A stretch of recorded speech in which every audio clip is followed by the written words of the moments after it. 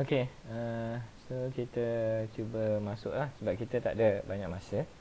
Okay, hopefully kita dapat cover semua sekali lah. Saya dah share kita punya PowerPoint slide. So kamu boleh tengok yang tu nanti. Okay, so yang ni yang pertama ialah iaitu yang chapter yang pertama berkenaan dengan introduction of data communication. Okay, so saya tak nak go deeper dulu. Okay, first kali kita nak tengok apa itu maksud data communication network. Ini yang lama lah. So kata yang ni yang lama tapi samalah BEG yang 31. Cuma ada some part of yang BEG ni 3 kredit kan yang kita dah remove lah. Okay, so yang ni ialah data communication network. Okay, first kita nak tengok apa maksud data communication network. Apa yang kamu faham tentang data communication network? Okay, so yang saya boleh bawa, okay, data communication network ialah data communication. So kamu ada data and then ada communication. And then kamu ada network. Tu 3 wording yang kamu kena faham. Okay, so kita ada data. Okay, and then kita ada communication. And then kita ada network.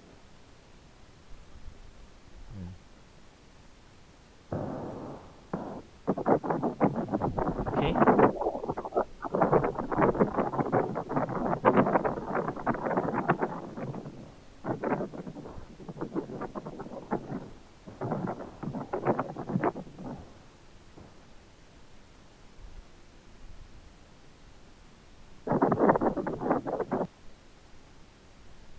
Okay, so kita yang ni. Okay, data communication. So apa itu data communication? Okay, so kalau kita tengok ni data, apa maksud data? Okay, data ni yang kamu tahu ialah biasanya dia dalam voice. Okay, data dalam voice. Kadang-kadang kita ada voice, data as a data lah. Okay, data dalam voice, kita ada video. And then kita ada data juga sebenarnya. Okay, data as a data, betul tu. Okay, contohnya yang ini, contohnya kita punya dokumen lah. Okay, Word, tu lah. Okay, kita punya dokumen, Word, email, tu as a data yang tu. Okay, so communication ni ialah communication antara dua part lah. Okay, iaitu satu communication iaitu kita communicate, maksudnya berhubung. Okay, dalam bahasa Melayu berhubung. So kalau ada sender, kita ada receiver. Okay, so dia akan communicate antara satu sama lain. Inilah. Sama ada kita ada full duplex ataupun half duplex, atau satu sini ataupun kat sini, two way lah. Okay, and then network ni lebih pada infrastructure dia. Okay, infrastructure. Okay, so saya nak bawa juga sebelum pergi ke yang ni. So kita tengok yang dulu-dulu. So kita ada data ni, iaitu kita nak hantar ke somebody else. Okay, for example ini kamu. Okay, ini kamu contohnya. Okay, kamu ada data nak hantar, iaitu kamu nak bercakap dengan somebody lah. So data kamu ialah voice. Okay, and then kamu nak communicate dengan kawan kamu, so that kamu boleh bagi tahu dia lah apa maklumat dia lah. Okay, ke sebelah sini. Okay, maklumat tu ya, maksudnya voice lah, kamu nak bercakap dengan kawan kamu. Kalau kawan kamu ada dekat, so kamu just ni lah. Kalau dia very short distance, memang ada dekat situ, so kamu just bercakap dengan dia directly lah. Okay.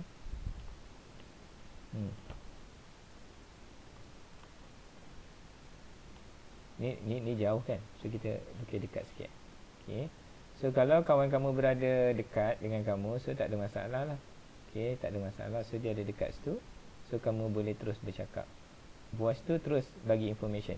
Maksudnya kat sini information tu in the form of voice ni, and then kamu hantar voice kat sini, and then after that dia faham lah, dia akan dapat information tu. Okay, yang ni tak ada masalah, dekat. Okay, so kalau jauh pula, so bila jauh pula tak boleh terus bercakap macam ni kan. So nak tak nak, dia asal mekanisme untuk kita hantar voice ni. So that kita boleh communicate dengan kawan kamu yang jauh ni. So sekarang ni macam mana kamu nak communicate? Kamu dah tak boleh bercakap macam ni dah, sebab kawan kamu tak ada dekat dengan kamu. Dia berada di jauh, sangat jauh. Okay, so macam mana kita nak deliver information ni dalam bentuk voice ni kepada kawan kamu? Okay, nak tak nak kamu kena ada alat lah. Okay, yang tradisional kita ada alat, iaitu kita ada telefon. Okay, kita guna telefon. Okay. So apa yang kita buat ialah untuk deliver information ni dalam bentuk voice ni, dia hanya tekan je ni nombor kawan kamu sebelah sini. Okay. And then after that, kamu boleh connected dekat sini, ni berbunyi, and then dia akan pergi hidap. So kamu boleh cakap dekat sini boleh dengar. Okay. Tapi kena ada bantuan alat ni. Okay, ni kita panggil, kita ada alat dia. Kita ada telefon network kat sini. So dah berkait dengan telefon network. Kita ada infrastructure. Kalau network dia berkaitan dengan infrastructure. Okay, dia ada structures. Infrastructure dia ada dekat situ, telefon network.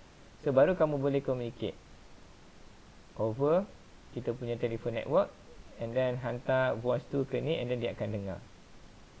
Okay, so kita ada alat lah dekat sini. Okay, yang traditionally dia gunakan analog. Dia akan gunakan analog signal, and then nowadays dia dah tukar kepada digital signal. Okay, digital signal. Okay, digital signal. Kalau analog, dia terus hantar kamu punya voice tu, terus hantar ke sini. Okay, so maksudnya voice kamu convert ni, telefon ni ada sensor, ada mikrofon kan. So daripada mikrofon dia akan convert jadi electrical signal, and then electrical signal tu dia akan hantar terus ke sini. And then daripada sini, daripada electrical signal, speaker dia akan tukar balik kepada voice. So information tu delivered ke kawan kamu ni. Itu initially guna analog lah. Now kita guna digital.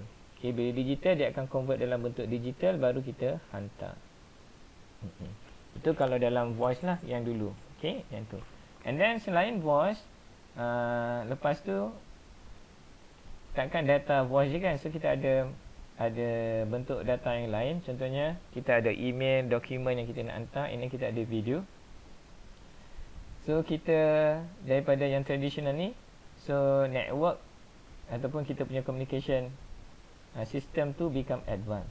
Okay, instead of just hantar voice, so kita incorporate dengan kita punya the video, and then kita boleh hantar dokumen lagi. Okay, itu. Okay, so data communication maksudnya ialah ialah proses untuk kamu hantar daripada satu yang kamu ni yang ada data ni, okay, iaitu ada information, and then bentuk datanya dalam bentuk video tadi saya sebut, video, voice, and then kita ada yang email, apa semua kan. Yang ni dalam bentuk data lah. Email tadi apa tadi, apa-apalah dokumen yang kamu nak hantar ni. So macam mana dia perlukan satu sistem lah dekat tengah ni. Okay. So data communication kita maksudkan ialah proses kita exchange information sebenarnya. Data communication ialah kita nak proses of kita exchange information. Exchange information, okay, from one end to another end. Okay, ini another end, proses dia. Okay, another end, one end into another end. It can be both way, can be this way, and then can be this way, as long as they can exchange information. Ini itu data communication lah. Okay, so dalam data communication, so dia ada proses dia. It's not as simply as that. It's a complex process. Okay, complex process. Okay, so, walaupun kamu tengok yang ni macam just sekarang ni, kalau kita gunakan kita punya handphone kan, kita hanya gunakan saja. Contohnya kita ada handphone ni, okay, kita nak communicate dengan kawan kamu gunakan WhatsApp pun. Yang ni kan gunakan WhatsApp. Ataupun kamu call kawan kamu, just simply klik button ni, and then kamu connected. Actually dia punya theoretical dia ataupun dia punya background dia, sistem tu kerja is a very complex. Okay, very complex process. First kali kalau saya akan ni, the question is macam mana kamu nak pastikan data yang kamu ada ni akan sampai ke sini. How? Macam mana kamu pastikan?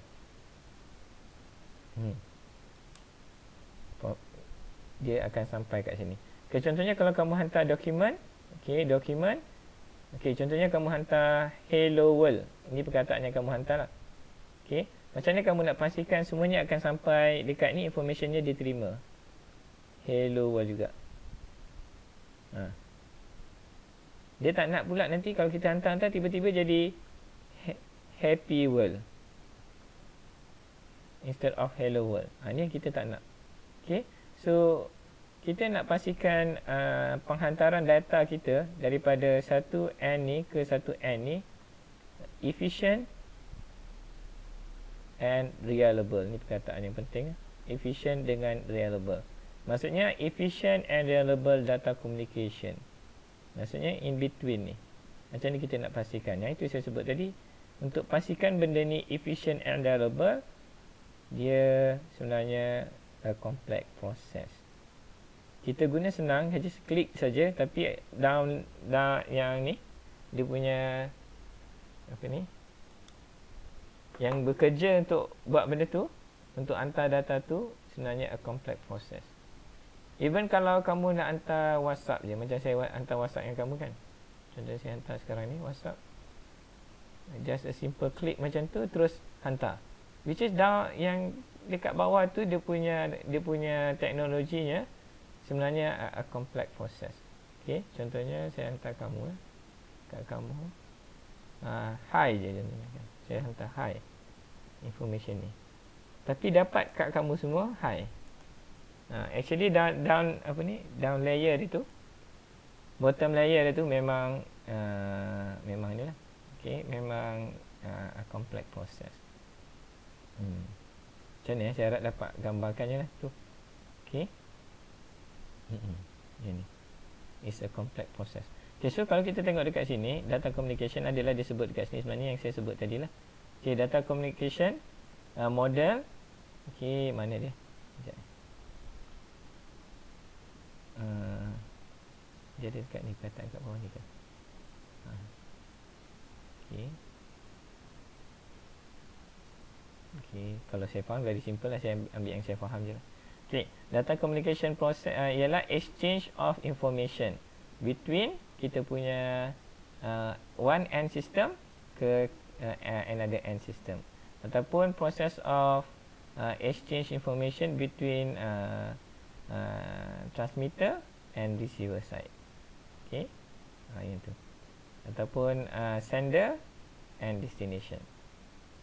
Okay, kat tengah-tengah ni kita ada transmission medium lah. Okay, process of exchange information between end system, between one end system to another end system. Okay, through kita punya transmission medium ni. Okay, so maksudnya kita punya end system exchange information, kita ada information yang kamu nak hantar tadi, information, and then dalam bentuk voice tadi, video and data. Okay, and then kita akan hantar, kita akan exchange information ke another end. Okay, and then it go through kita punya transmission medium. Ni kita panggil transmission medium kita. Okay, transmission medium can be contohnya kita ada coaxial cable. Okay, coaxial cable kita boleh, and then kita ada twisted pair cable kat sini. Kita ada air. Okay, kalau kita gunakan wireless, and then kita guna fiber optic cable yang kat sini through kita punya transmission medium yang ni, and then kepada kita punya end system untuk dapat balik kita punya yang kita hantar, iaitu voice, sama ada voice, video ataupun data. Itu data communication. Very simple, data communication. The problem is that, okay, in this, saya takut ada orang baru masuk. Tak ada. Okay, the problem is, okay, transmission medium kita ni is not error free. It's not error free. Yang ni dia bukan error free. Kita punya transmission medium ni is not error free. Maksudnya even worse. Okay, so dia akan ada banyak interference dekat sini. Bukan error free, maksudnya dia ada banyak interference dekat sini yang mengganggu kita punya data communication tu lah. Dia akan ganggu data communication. So dia akan kacau kita punya signal, And then toward the end tu sama ada data yang kita akan hantar tu lost ataupun damage kat sini ataupun corrupted. Okey, disebabkan oleh interference ni dekat sini. Okay. And then the question sama juga macam saya sebut tadi, macam mana nak pastikan penghantaran kita tu satu penghantaran yang efficient and then reliable. Dua word ni, efficient and reliable. Kalau tidak, data communication system kita tu jadi useless. Sebenarnya semuanya dah ada macam saya sebut tadi. So kamu hanya perlu faham macam mana data transfer tu become efficient and then become reliable. Yang itu yang kita punya keyword yang kita nak tengok. Dua keyword ni. Okay. So simple lah kan, kalau data communication just hantar je lah data daripada satu end ke hantar satu end. Tapi the system is not like that, because transmission medium semuanya, terutama transmission medium, dia banyak interference and so on. Okay, so macam mana nak pastikan penghantaran data tu efficient? Ini yang challenging dalam data communication. Efficient and reliable data transfer. Efficient ni in the sense of kita use the resources, and then reliable ni maksudnya data yang kita hantar tu sampai ke end tu macam mana maksudnya exactly the same. Okay, yang itu efficient and reliable. Dua perkataan ni lah. Yang ni jadi the main challenge dalam data communication. Macam mana kita nak achieve ni, which is kita dah solve lah problem ni. So kamu hanya perlu faham macam mana dia boleh jadi efficient, macam mana dia boleh jadi reliable. Okay, yang itu. Okay, so macam kita tengok untuk data communication, kita punya task ni untuk jadikan dia nak jadikan dia efficient. Okay, so kita ada ni lah, ini dia punya contohnya, apa ni orang kata ni, dia punya term-term yang biasa digunakan lah dalam data communication network. Ini term-term dia. Okay, so first kali kita tengok, okay, sebab kita ada transmission medium, okay, yang not error free, maksudnya ada interference a lot sebenarnya. Dia boleh datang a lot of interference. Okay, so it's not error free. So maksudnya kita kena ada mechanism dalam data communication to make it reliable, error detection dengan error correction. Error detection ni, if for example data is corrupted, kita punya data yang kita hantar tu corrupted, macam ni saya nak cakap, saya nak bawa kamu imagine sikit lah. Okay, okay, misalnya kata kita hantar, kita tukar sikit yang ni. Okay, so kita ada PC, kita tukar PC, ni PC.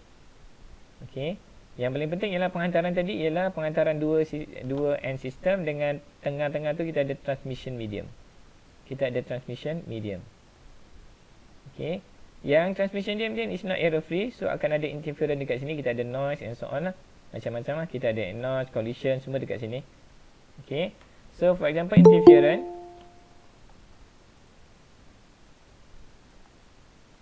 Okay, so bila interference dekat sini, so kita punya data yang kita hantar, contohnya kita ada digital data kat sini. Ini digital signal lah. Yang kita nak hantar ialah dokumen.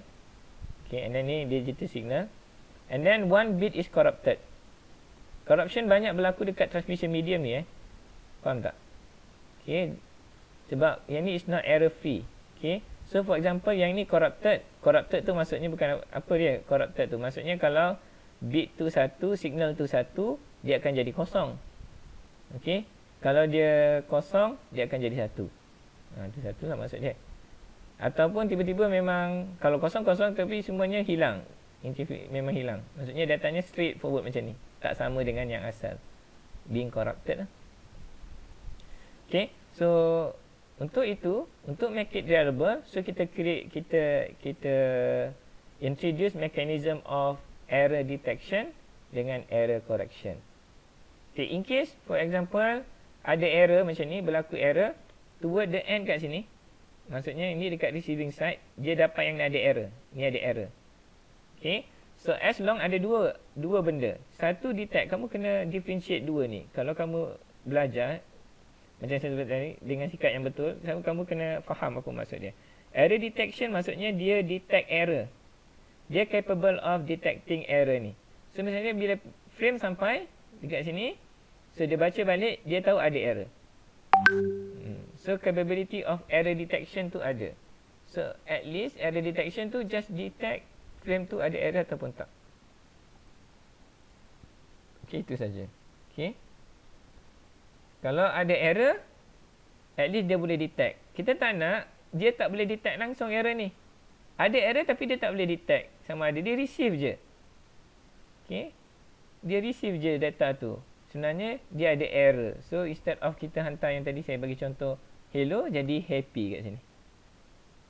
Sebab ada error ni. Dia tak boleh detect. Kalau mekanisme, kalau kita boleh detect error dalam kita punya frame ni at the receiving side. Mostly error detection dekat receiving side lah. Okay. Memang pun error detection dekat receiving side. So kalau kita dapat detect problem kat sini, at least kita tak accept ni as kita punya information. So kita akan drop je packet ni. One way lah untuk dia buat. Dia drop packet ni. And then kita akan minta lagi sekali kita punya sender untuk hantar the same packet. At least. Kalau tidak, consequences dia macam ni. Sebab tu saya sebut tadi, penghantaran data is not a simple task. Untuk jadikan dia efficient and reliable. Dua word tu. Okay. So kita kena introduce dalam kita punya data communication iaitu error detection. Satu, at least dapat detect. Mana satu nak drop, mana satu nak accept, mana satu dia tahulah mana satu frame yang corrupted, yang mana satu frame yang okay. Kalau okay dia accept, kalau tak okay dia tak accept. And then after that kita nak buat apa dengan frame tu. Okay, itu error detection untuk detect error saja. Kita ada satu lagi. Instead of just error detection, untuk make it kita punya penghantaran ni reliable, instead of just dropping and then kita require kita punya sender untuk hantar the same frame again. Okay, faham tak? The same frame again kat sini. So dia hantar, sender perlu hantar 2 kali frame yang sama. Instead of kita drop packet tu, kita introduce error correction. Boleh tak kita correct error tu? So error correction. If we can correct error ni, kita boleh correct error ni, instead of perlu sender ni hantar lagi sekali, kita correct error ni. Kita of course kita kena detect error dululah. And then bila dah detect error, instead of just drop, kita try untuk correct error tu. So kita introduce error correction. Untuk apa? Untuk make it efficient. Kita punya link utilization. Instead of hantar 2 kali without error correction, with error correction kita hanya perlu hantar sekali saja penghantarannya. So dia reliable and efficient. Saya kena tutup WhatsApp ni. Sebab dia saya tutup dulu. Okay, so kita tadi apa tadi? Dia efficient and reliable. Nampak tak? Saya nak bawa dulu kamu ke dalam datacom. Okay, itu satu. Error correction. Untuk jadikan dia still lagi reliable dengan ni. Perlu ada 2. Saya highlight kat sini ya. Perlu ada 2. Satu error detection, satu error correction. Tapi kamu kena differentiate apa maksud 2 ni. Fahamlah apa maksud dia. Tak payah cari lagi. Error detection, apa dia? Kamu guna word kamu. Error detection apa? Detect error of the received frame ni. Kalau ni lah corrupted frame lah, detect corrupted frame. Apa-apalah yang ada kaitan dengan error ni. Maksudnya just detect frame, corrupted frame lah. Okay, yang tu. Error correction kita correct corrupted frame. Okay. Tu satu. Kita tengok. Okay, lagi satu. Okay, itu error correction dengan error detection and error correction. Untuk make it 2 word tadi, efficient and reliable. And then kita ada satu lagi task dalam communication. Kita ada flow control. Okay, kita ada flow control. Apa maksud flow control? Okay, flow control ni maksudnya, so saya buka yang ni, saya biarkan dulu kat sini. So nanti kamu nampak. Kalau nak tanya, boleh tanya lah. Okay, yang ni just introduction so that kamu go deep into data communication network. Okay. Flow control ni apa dia? Flow control. Okay, still lagi dalam yang sama, iaitu untuk kamu faham apa orang kata ni, kenapa data communication tu kita yang paling penting ialah dia become complex because of kita nak jadikan dia efficient and reliable. Okay, flow control satu lagi. Okay, so ada satu keadaan di mana, okay, so transmission speed ni, Okay, kita ada transmission speed and then dengan receiving speed. Kita ambil macam tu lah, simple word, receiving speed. Transmission speed maksudnya sender ni boleh hantar banyak data dengan kelajuan yang tinggi, tapi at the receiving side, okay, dia punya ni slow speed. Dia tak boleh terima banyak sangat data. Okay, so kalau kita hantar too much data, too much frame kat sini, too much frame, contohnya yang dia boleh terima pada satu-satu masa kat sini hanya 3 frame saja. Okay, and then yang kat sini transmission ni, sender ni, dia boleh hantar terus 10 frame dalam satu saat. Contohnya 10 frame dalam satu saat. Maksudnya dalam satu penghantaran tu dia boleh hantar 10 frame terus, straight away. Okay, yang ini 3 frame je dia boleh accept. Okay, ni 3 frame je dia boleh accept. So kamu boleh bayangkan 10 frame datang sini. Okay, tapi dia hanya boleh accept 3 frame saja. So yang lagi 7 frame tu macam mana? 7 frame tu macam mana? So receiver hanya akan buang je 7 frame yang lain. 7 frame yang lain ni dia akan just drop je. Drop maksudnya buang. So loss lah kat sini. Dia akan loss. Kalau dia hantar lagi yang sama, kalau 10 frame lagi, lepas tu dia hantar lagi the next 10 frame, dia akan drop lagi 7 frame. Dah berapa dah? 14. Drop lagi jadi banyak. And so on. So jadi penghantaran ni jadi tak efficient sebab ada too many packet ataupun frame tu being dropped by the receiving side. Ini bila masa kita punya transmission speed tak sama antara dua. Kita punya speed tak sama lah antara kita punya sender dengan receiver side. So macam mana? Mesti ada banyak yang drop. So nanti dia kena, dah drop, dia kena transmit lagi. Dia same packet. So dah penghantaran ni untuk case ni tak reliable, dia tak reliable dan dia tak efficient.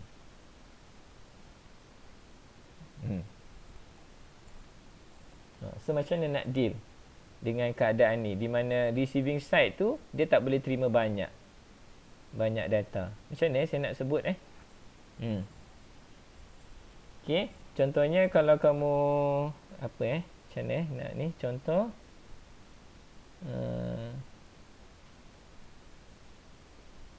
Okay, contohnya yang ni kamu ada bakul, yang ni receiving side, bakul buah lah contohnya kan. Hanya boleh terima contohnya 10 biji buah je. Maksudnya kita boleh fill in 10 biji buah je. Buah nanas lah contohnya, buah nanas. Tapi pemborong hantar bukan 10 biji. Inilah yang yang petani tu kan, bukan 10 biji dia hantar. Dia hantar dekat 100 biji buah nanas. Sedangkan dia hanya ada 10, dia hanya boleh muatkan 10 biji je dalam ni. Yang ni je dia nak. Tapi dia hantar 10 biji, 100 biji terus. Apa akan jadi dengan 90 biji lagi tu? So dia buang je. Ini jadi tak efficient lah. Maksudnya macam tu. So untuk solve problem ni, kita panggil flow ini, iaitu kita kena manage flow of data ni. Kita kena manage flow of data according to apa? According to the receiving side lah. Okay, bila nak hantar data ni kita limit, kita control flow of data. Ya, nak control based on apa? Okay, based on kita punya receiving capability. Receiver capability of receiving frame. Capability of receiving frame. Maksudnya berapa banyak dia boleh hantar. So kita akan control kita punya penghantaran data based on kita punya receiving capability. Senang je cakap macam tu kan. Tapi macam mana dia nak tahu? Macam mana? The question is, how kita punya transmitter ni nak tahu capability of kita punya receiver? How? How?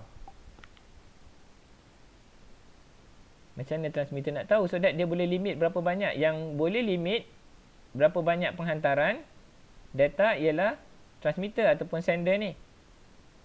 Sebab dia yang control berapa banyak yang dihantar dekat transmission medium ni, so that receiver can receive. So yang control flow of data ialah kita punya sender. Yang receive, tapi kita punya parameter untuk control of data flow ni based on receiver side punya capability. Macam mana? The question is next, macam mana kita punya transmitter ni boleh tahu capability of kita punya receiver side? Nak tak nak, receiver side mesti bagi tahu berapa banyak capability yang dia boleh hantar ke transmitter ataupun ke sender. Contohnya receiver akan bagi tahu ke sender hantar 3 frame saja. Kat sini. 3 frame tak boleh. Tunggu acknowledgement baru dia boleh hantar lagi the next frame. The next 3 frame lah. So transmitter dapat information ni dia hanya boleh hantar 3 frame je based on capability of receiver. So pada masa yang satu-satu masa dia hanya akan hantar 3 frame saja. Walaupun dia punya speed very high, so that dia kena reduce dia punya speed according to kita punya receiving side capability. So that dia punya speed dua end ni dia sama. So sender ni hanya hantar 3 frame je, so that receiver boleh accept. Itu kita panggil apa tu? Control mechanism ni, iaitu data flow control. Okay, ataupun flow control kita sebut. Flow control mechanism. Kita panggil flow control mechanism. Kalau tidak nanti ada banyak drop kat sini, dah jadi tak efficient and ni. So bila kita introduce flow control mechanism, solve problem ni. So make it kita punya data communication tu now change instead of tak reliable jadi reliable, and then dia akan jadi efficient. Sebab tak perlu ni, tak ada packet drop. Okey, transmitter hanya hantar yang apa yang receiver boleh dapat, and then after that dia akan hantar lagi. Kalau tidak nanti dekat sini banyak drop, nanti dia kena repeat lagi hantar. ARQ tu lah. Okey, dia akan hantar lagi problematic, tak efficient. So now dengan kita introduce flow control, kita solve problem ni, and then dia become reliable dengan efficient. Macam mana? Kan? Lepas tu saya cakap tadi, untuk hantar data bukannya satu proses yang simple. Okay, so kita tengok lagi yang lain. Okay, kita tengok lagi yang lain. Kita ada yang mekanisme lain, contohnya kita ada congestion control. Ada, itu dalam part of networking. Okay, and then lagi satu, contohnya kita ambil yang lain. Kita ambil synchronization. Okay, kita gunakan synchronization ini. Okay, synchronization. Okay, apa maksud synchronization ni? Okay, so kita nak synchronize antara kita punya sender dengan receiver. Okay, so kita ada sender and then kita ada receiver. Kita kena synchronize je. Untuk synchronous transmission, kita kena sync. Kita ada dua type of transmission lah. Kita ada synchronous transmission. Synchronization tu proseskan. So kita ada synchronization, synchronize and then asynchronous. Asynchronous. Okay. So kita ada dua type of data. Okay, synchronize maksudnya kita kena synckan dua ni. Okay, dua end ni lah, iaitu kita punya sender and then kita punya destination. Okay, so dalam synchronous transmission kita akan kena pastikan clocking mechanism ni sama antara dua ni. Okay, clocking mechanism dia sama. Kalau tak sama, maksudnya timingnya berbeza. Apa problem dia? Kamu dah belajar kan ni kan? Apa problem dia? Okay, for example dia akan hantar macam ni. Okay, dia hantar 010101. Sender hantar 010101. Okay, dekat certain speed lah. Contohnya A speed, which is higher lah. At the receiving side, dia gunakan clock speed yang lebih rendah. Okay, sebab dia tak synchronize kan. Ini synchronous transmission, tapi sebab kita tak synchronize kan dia. Okay, yang ni dia hantar. Toward the end ni, the problem is that macam mana kita nak detect error tu. Kita nak detect kita punya data tu sama ada bit 0 or bit 1 at the receiving side. Okay, kat mana yang kita nak apa tu? Ni lah, kita nak detect kosongkan ataupun satu. Apa maksud dia macam ni? Okay, saya tunjuk. Ni dekat receiving side. Okay, at the receiving side. Saya tunjuk, okay. Okey, yang ni ialah yang data yang dihantar oleh sender 010101. Yang ni. Okey, the question is, yang ni of course dia akan receive. Contohnya receive daripada sini. Dia receive daripada sini. Okey. So, the question is, kat mana dia nak detect? Mesti based on clocking mechanism ni. As kita tahu, A is higher than B. Maksudnya yang ni slow process. Dia tak synchronize. Okay, apa yang dia buat nanti bila clocking tak sama, first dia detect kat sini. Okay, cantik. Awal. Okay, sebab yang ni slower than this, nanti the second one dia akan detect dekat sini pula. Tak sama timing dia. The next one lagi worse. Dia akan detect dekat sini. Nanti dia akan dapat apa ni? Kalau ikutkan ni. 1. Sebab yang ni kan dia detect kat sini kan. Level ni kan. 1. And then yang ni akan kosong. And then yang ni akan jadi. Yang ni jadi kosong lah. Sebab dia detect kosong. Sorry. Okay. Yang ni akan jadi kosong lah kan. Sebab yang ni kan kosong kan. So dia akan kosong. Dia akan maintain kosong. And then yang kat sini pula kosong juga. Kosong. Saya sambung lagi kat sini kan. Okay. Okay. Yang ni kosong. 1. Okay, and then lepas tu dia akan detect kat sini. Sebenarnya yang ni ada kosong, ada 2 kan. Kosong, kosong kan. Okay. So yang ni akan jadi 1. Macam ni. Sama tak? Kita punya receiving side, apa yang kita hantar yang ni dengan apa yang kita receive. Tak sama. Ini sebab problem dia kalau kita tak synchronize kan kita punya clocking mechanism. Lepas tu synchronization tu kalau kita gunakan synchronized transmission, so kita kena pastikan clocking mechanism ni sama. The question is, macam mana nak buat? Macam mana nak buat? Kalau tidak, tak reliable lah. Ini tak reliable langsung. Tak reliable. Ini berkaitan dengan reliable lah. Tak efficient daripada link iteration ni, tak reliable. Link ni kalau tak, dia kena hantar balik. Pun sama juga jadinya kan. So dia more or less tak reliable transmission ni. Kita hantar ni tapi dapat yang ni. So still lagi tak reliable. Macam ni kita nak pastikan data kita punya transmission ni reliable. Apalah nanti kamu jawab, pastikanlah kita punya clocking mechanism A and B ni sama doktor. Kamu senang je cakap. Okay. So macam ni nak samakan? Macam ni kita nak samakan clocking mechanism dia? How? How we want to make clocking tu sama? How? Jawab lah. Kalau boleh jawab kan. Macam mana?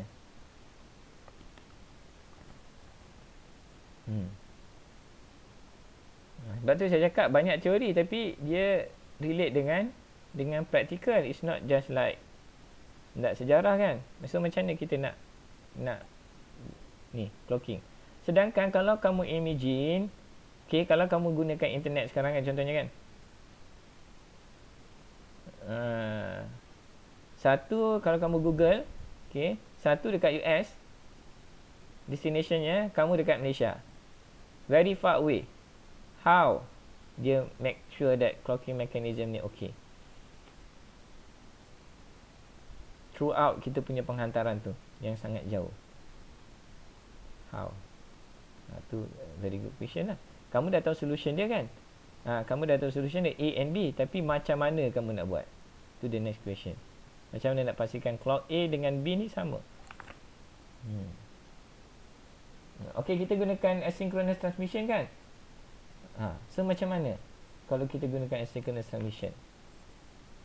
Habis tu synchronous transmission dengan asynchronous mesti ada synchronization, ada kebaikan. Asynchronous ni ada kekurangan dia kan?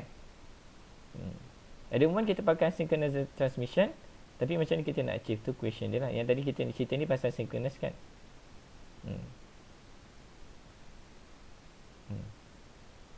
Asynchronous of course kita boleh guna, tapi kita tak boleh guna as semua sebab dia ada kelemahan dia. Nanti yang kita akan discuss further. Okay, the problem is that macam mana kita nak ni. Dan another one, kita kena introduce satu mechanism lagi dekat sini, bertambah kompleks lagi.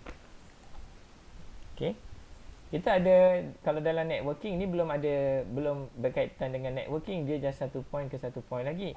Kalau networking, kita ada challenges of kita punya network, iaitu infrastructure tengah-tengah ni. Apa itu network? Very simple sebenarnya. Kalau kita sebut apa itu network, ini last lagi. Apa itu network? Ini very simple network. Network ni satu infrastructure. Okay, satu infrastructure. Okay, so that kita boleh, kamu bayangkan, okay, initially tanpa network, kita ada satu point ke satu point yang lain. Ini je. Kalau kamu nak communicate dengan orang ni, kamu kena ada wire connected to these two PC. Yang dua ni je boleh communicate. The question is, kalau kamu ada tiga. Kamu ada tiga now. Instead of just dua. Macam mana kamu nak communicate antara satu sama lain? So that yang ini boleh communicate dengan ni, ini boleh communicate dengan ni, ini boleh communicate dengan ni, ni boleh communicate dengan ni. Macam mana kamu nak buat? Kamu buat connection macam ni lah kan, mungkin. Betul tak? Okay, kalau tiga, kalau empat, macam mana? Setiap satu ni kena ada kabel masing-masing ke setiap PC. PC ni ada berapa banyak point? Dia dah 3 tadi connected wayarnya. Betul tak? Kalau ada lagi satu PC lagi kat sini, ini dah berapa? 4 PC, satu PC ada 4 kan? Tak mungkin lah kan? 4 point dekat sini. Bukan 4 point, 5 point. Boleh bayangkan lah ni. Ni semua kena, satu PC ni kena wired dekat sini. Kalau ada satu lagi, kamu boleh bayangkan lah, very havoc lah kat sini. Sebab tu, kalau point to point, satu antara dua end system saja, ada dua je, tak perlu network. Straight point to point communication. Point to point communication. So kalau more than two, okay, so you are required, a network infrastructure. Okay, a network. Dia perlu ada network infrastructure. Okay, dia mesti ada networking. So that, apa tadi networking ni? Untuk allow, okay, multiple end system to communicate each other. Itu je. Maksudnya kalau more than two, ataupun kamu boleh buat network ni ialah untuk allow networking ya, infrastructures, okay,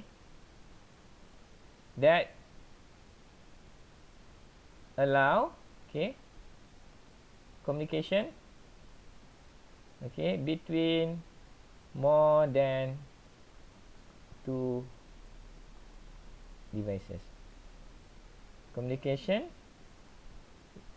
between more than okay, yang ni more than two devices. So kalau two devices, kamu perlukan network. Okay, very simple network. Okay, untuk connect more than devices, kamu tak connect satu wayar ke satu wayar lain, kamu perlu network devices. Contohnya kalau dekat local area network, so kamu gunakan switch, apa perlu buat ialah kamu connect je lah kamu punya PC ke switch ni. Dia hanya perlukan satu point kat sini. And then yang ni pula connect ke switch. And then yang ni pula connect ke switch. Simple. And then kita boleh communicate antara satu end user ni, dia boleh communicate antara satu sama lain. Okay, kalau ada lagi, kamu just buat connect instead of macam ni. Nampak tak? Yang ni jadi hairwired. Okay, yang ni very simple. So and then kamu bolehlah dengan gunakan network devices yang saya sebut tadi, infrastructures lah. Okay, boleh ke sini and then boleh communicate kat sini. Ini melalui ini boleh communicate kat sini. Okay, yang ni simple network lah. Kita panggil ni biasanya dekat local area network. Kalau kamu berada di tempat yang sangat jauh, okay, so kamu perlukan wide area network. Kita panggil wide area network. Iaitu kita ada infrastructure dia dekat sini. Okay, infrastructure. So apa perlu buat ialah kamu, sebab tu kalau kat rumah, kamu hanya perlu connect kamu punya PC ke Ethernet port. Ataupun kalau kamu ada Wi-Fi, kamu connect ke Wi-Fi. Kamu tak kisah pun apa dekat sini. Tapi yang pasti kamu ada connection dengan Google server dekat US. Google server dekat China. Okay, so dengan adanya infrastructure ni, hanya perlu connect ke network ni, kamu dapat communicate kepada yang lain.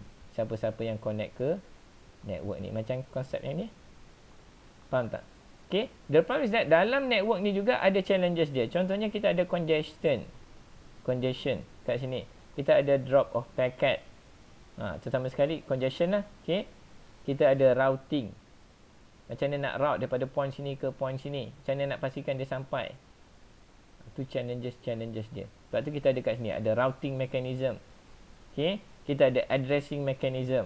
Kita ada recovery in case of dropping tadi. And then kita kena pula deal sebab kita nak hantar dekat very far away ni. Jadi very far away, even close away ni, so kita kena take care of message formatting. How about security? Macam mana nak secure kita punya data transfer? So macam mana? Kompleks tak? Harapnya kamu dapat bayangkan lah, dia kompleks. Okay, yang tu yang kita kena faham. Just faham je, benda simple. Macam ni lah tadi saya sebut. Nanti kamu akan tengok flow control. Kamu faham lah apa itu flow control yang kita dah explain tadi. Macam mana nak solve flow control? Dah sebut tadi kan, mesti receiver bagi tahu dekat transmitter berapa banyak yang dia boleh receive, so that dia boleh control dia punya berapa banyak yang dia boleh hantar. Same mechanism, tapi kita kena tengok mechanism yang available mengikut standard tu lah. Okay, yang available yang kita implement dalam data communication, so that kita punya data communication tu become efficient. Yang tu kita akan tengok. In term of network tadi saya sebut tadi, kita ada wide area network, yang ni untuk communication untuk large geographical area. And then kita ada local area network, which is yang smaller sikit. Local area network, smaller scope, between small campus. Kita ada infrastructure lah, sebab bukannya ada 2 PC je kan dalam UTHM kan. So kita ada kita ada a lot of PC, okay, yang nak communicate among others. Okay, so kita create local area network dalam kita punya ni. Even dalam rumah pun, okay, kita boleh create kita punya local area network, as long as kita nak communication more than 2 devices. More than 2 kita perlukan network. Kalau 2 je tak perlulah. Kamu boleh guna juga switches, tapi kalau tu tak perlu kalau dua PC je. Tapi nanti kamu kata siap kamu nak connect ke internet kan, internet dan network kan. Bila network, kamu perlukan network lah kat situ, infrastructure, sebab kamu akan communicate dengan semua orang dekat dunia. Okay, yang tu kita ada smaller scope, iaitu ni kita ada metropolitan area. Yang ni lebih ke antara wide area network dengan ni. Metropolitan area biasanya kita gunakan dekat ni lah, apa ni, dia kita gunakan dekat city lah. Okay, city yang besar. Okay, so satu city lah. Okay, satu city kita ada create metropolitan area. Okay, biasanya yang ni kita tak biasa jumpa, dia just ni biasanya kita akan jumpa just local area network, and then kita ada wide area network. Dalam tu kita ada macam-macam lagi. Kita ada circuit switching, packet switching dalam wide area network, and then kita ada frame relay, asynchronous. Ini mechanism yang digunakan dalam wide area network.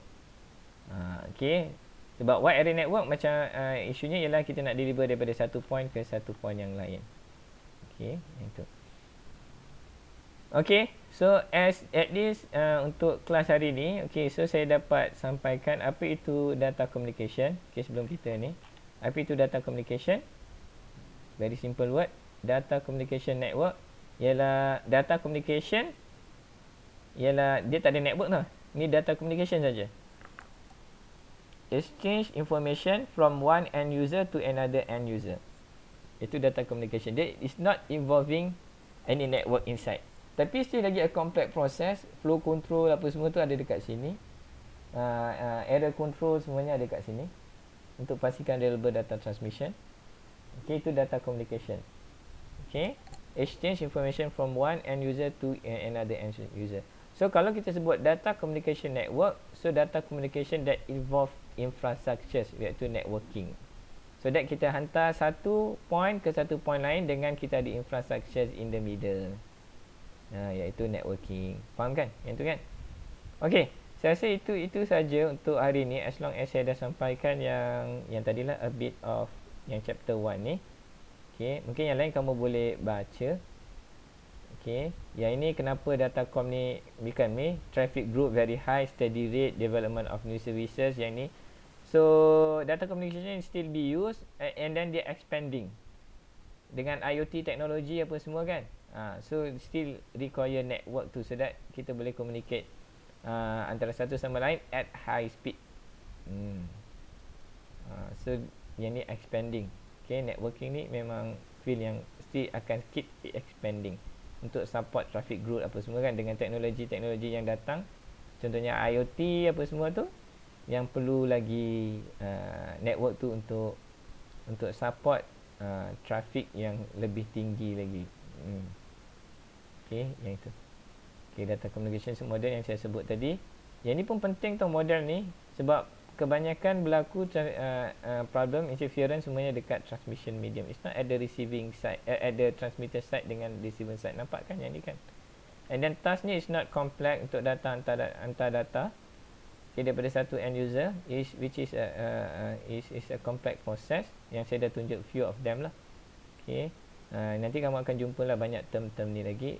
Tapi bila nanti saya insyaAllah akan ulang lagi apa maksud dia setiap satu ni. Okay, ada soalan tak?